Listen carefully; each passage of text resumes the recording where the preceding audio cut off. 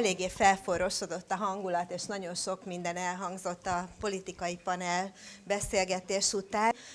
Megkérdezném, hogy hogyan is vélekednek az eddigiekről elhangzottakkal kapcsolatban. I can just see what came in my mind into comparison in the Czech Republic, because I really think we have very much similarities together. So first thing what I thought, what I've heard as I understood is that there is a new provision that actually women or men coming back from the parental leave are not kept the place by their employer, which from my point of view and point of view of gender studies, it's really bad, because it means that they stay in unemployment after, and it is very difficult for women after the parental leave to find a new job.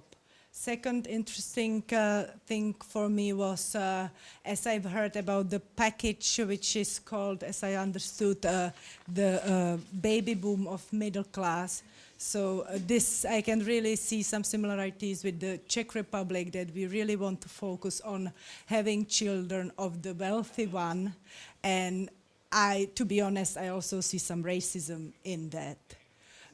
Because we had similar things happening in the Czech Republic. And third, I've heard the discussion about shortening the parental leave. This is also a huge discussion in the Czech Republic, because we have quite long parental leave in the Czech Republic, it's 3 years, but also some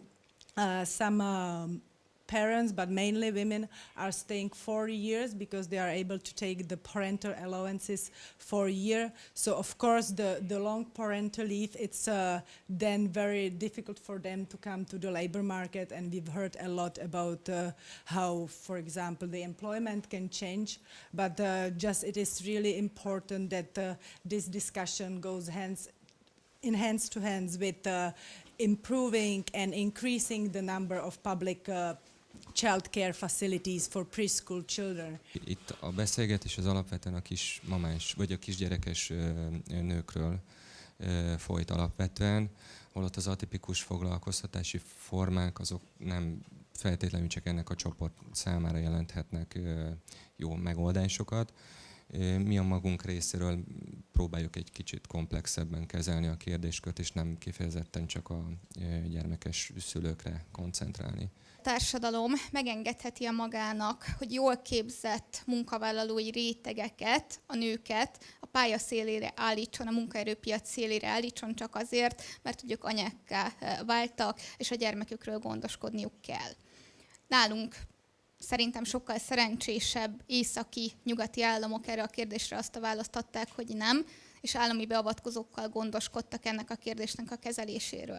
A munkatörvénykönyvében rendkívül sok olyan eszköz van, ami a rugalmas foglalkoztatást lehetővé teszi, és ezek az eszközök nem csak a külső flexibilitásnak az eszközei, hanem a belső flexibilitás eszközeit a munkáltatók valószínűleg nem ismerik, de jellemzően nem használják eléggé.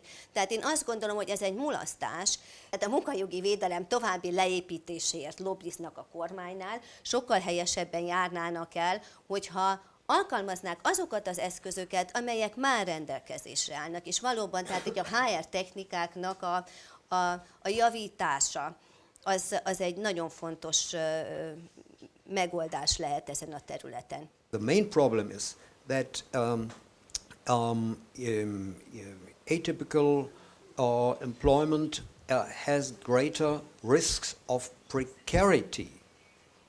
People earn less, or workers or employees earn less money, even if they have the same qualification, even if they have the same age, even if they work in the same industry, and even if they have the same gender. They have lower access to further training, to company-based further training. That is very rational from the perspective of an employer. If someone is only employed for, let me say, half a year, why to invest in human capital? That is nonsense.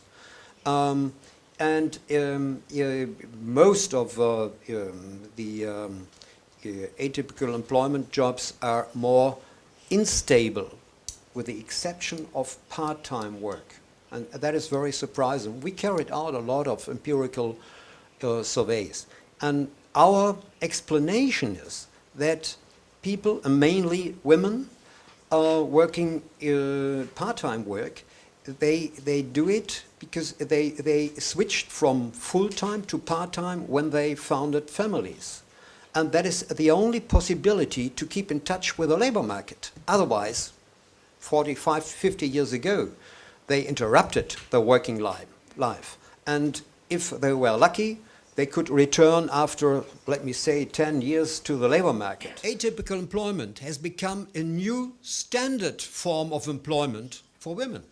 Only temp agency workers are, the majority of them are male. The only form.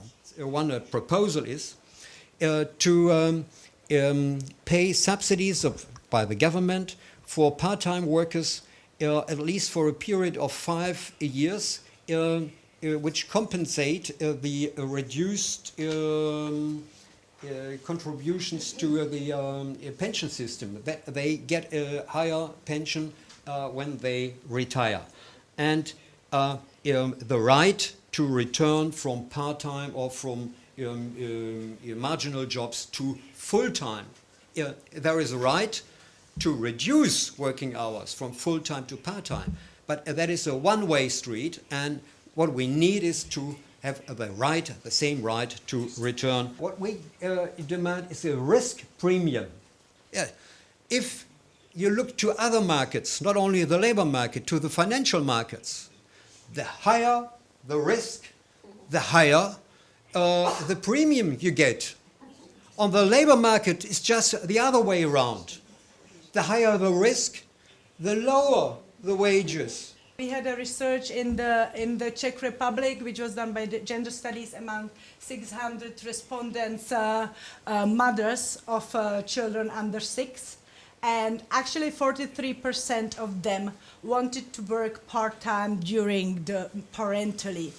So actually there is quite a will to work part-time but during the parental leave, but there is really low percentage of employers who actually allow somebody to work part-time. We have only less than 5% people working part-time in the whole Czech Republic.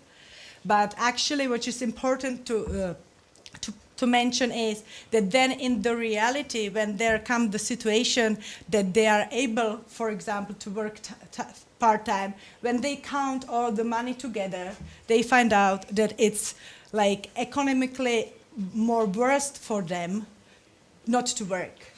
It's more cost effective not to work at all than to work part-time. For example, in the Czech Republic, we have it in the labor code that actually parents of children under 15 has a right to have part-times.